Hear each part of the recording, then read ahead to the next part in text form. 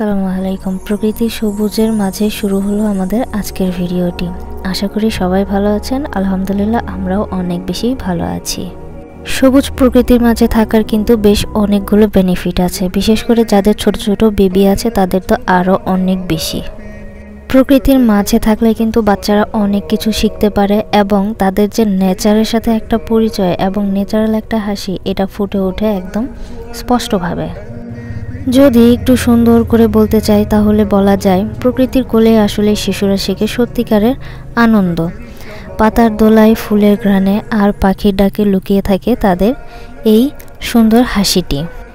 এই ছোট্ট পৃথিবীতে শিশুর হাসি সবচেয়ে সুন্দর সুর, যা আমাদের আসলে মনে করিয়ে দেয় প্রকৃতির সাথে বাঁচলে পাওয়া যায় কতটা শান্তি। যখন আমরা একটা বাচ্চাকে টাইম দেই, তাদের সাথে তাদের মতো করে সময় কাটাই, তখনই আমরা বুঝতে পারি যে আমরা আসলে কত সুন্দর হাসি খুশিভাবে প্রত্যেকটা মোমেন্ট এনজয় করে বেঁচে থাকতে পারি। ওদের হাসি দেখলেই বা নিষ্পাপ একটা চেহারা দেখলেই আমাদের ভিতরকার সমস্ত দুঃখ এমনিই চলে যায়। প্রকৃতি আর শিশু দুইটা যেন অনুরূপ, সারা প্রকৃতিতে ভীষণ এনজয় করে। আচ্ছা, এটা কি বলতে পারবেন? এটা হচ্ছে তালের আটি।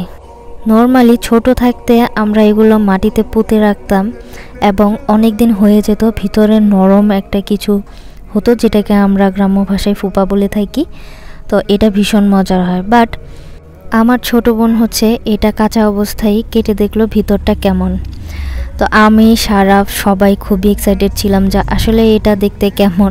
তো ফাইনালি এটার রূপ হচ্ছে এই, ভীষণ শক্ত, না কামড় দেওয়া যায়, না ভিতরে কিছু আছে, খাওয়ার কোনো মজাই নেই।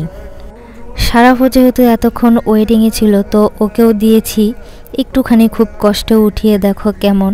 ও টেস্ট করতেছে, তবে এটার মাঝে যা আসলে কিছু নেই এটাও বুঝতে পারেনি, যার জন্য ফেলে দিয়েছে।